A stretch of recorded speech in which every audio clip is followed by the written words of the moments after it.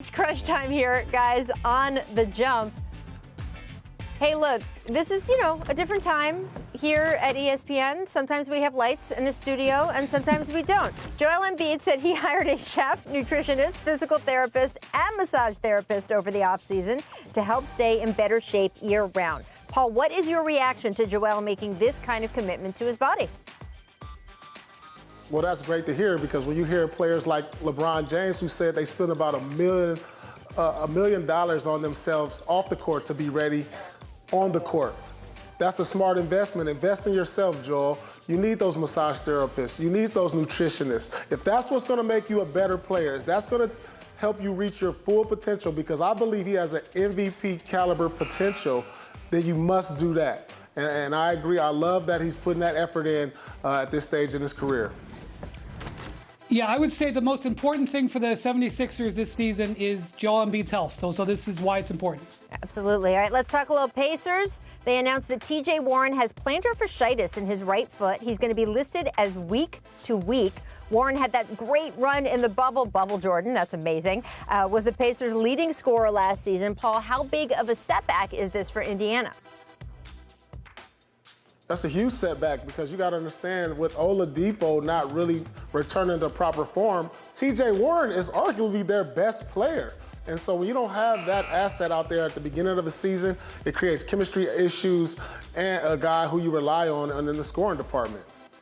Yeah, this is a problem for two reasons. Number one, he's been dealing with this issue since the spring, and it's obviously not healed. And then obviously you got a guy in a contract year with a lot to prove who may be diminished. This was a pretty big piece of information that came out that affects the Pacers going forward. And you still have Oladipo, who is trying to make his way back in one form or another, and obviously chemistry and everything being a little bit different is always going to be a problem. You may notice, gentlemen, that my background has changed. That's because while we were doing the show in the last segment, all the lights in the studio went out.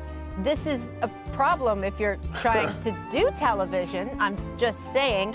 And I'm going to give a huge shout out to our crew who rushed me into a different part of the building. And I am sitting now in what we call a flash studio, finishing the show because the show must go on. The show must go on. And in fact, I want to bring back one of our staples here at The Jump.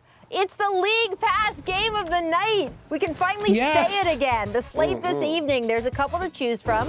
Let's focus, though, on Magic Hawks at 7 Eastern. The Hawks adding Rajon Rondo, Danilo Gallinari, Bogdanovic to the roster this offseason. So, Paul, how high should the bar be for this new-look Hawks team? Well, the bar should be playoffs. A team that finished at the bottom of the Eastern Conference, when you add these type of veterans and this type of talent to go along with Trae Young, listen, they're committing to their young superstar, saying, hey, we want to give you the necessary help to help you get to the playoffs. And I like what Atlanta has did. And I see this as a playoff team this year, and a team that can scare some teams in the playoffs, to be quite honestly. There's been a bit of an arms race for the back end of the East playoffs. And normally you don't focus a heck of a lot on 7, 8 seeds, but there's some pressure on some teams to make it, and the Hawks are there. You mentioned, Rachel, all of this money that they've spent to bring in guys, and you're not bringing in Rajon Rondo at this point in his career to just have, mild competition. But you look at the Charlotte Hornets, they invested $120 million in Gordon Hayward. You look at the Washington Wizards, they traded for Russell Westbrook. Those are teams that found themselves outside the playoffs last year. And now you have the intense competition of Atlanta and Orlando, as we see tonight, who's trying to stay in there. The Hawks are going to be expected to get a lot better, and the teams in front of them are good, and the teams around them are competitive. They're going to have to get off to a really fast start. Otherwise, there's going to be pressure there as the season goes along. But this is exciting for the NBA, right? Because now that we have this play-in tournament, you want there to be high stakes. You want there to be good players in that 7th, 8th, 9th, and 10th spot, because that means we're going to have some serious action at the beginning of the playoffs, and that'll be really fun. So I am looking forward to that. All right, guys. This just in at the buzzer. Earlier in the show, we put up Kyrie's Instagram story where he said, "Do not talk to pawns. I do not talk to pawns," in reference to, and he was, of course, talking about the media. Well, Garry Kasparov, former world chess champion and the chairman of a chess foundation, replied with the tweet, "There's nothing wrong with talking to pawns," he said. "It's when they start answering you that you have a problem." Brian, Gary Kasparov is replying to Kyrie. I don't know what world we're living in. We're at peak 2020. We've just reached it. Thank you. Shut it down. Thank you very much, everybody. Shut it down right away.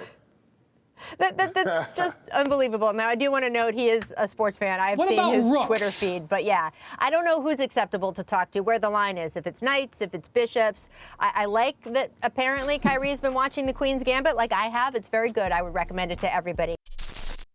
Thanks for watching ESPN on YouTube. For live streaming sports and premium content, subscribe to ESPN+.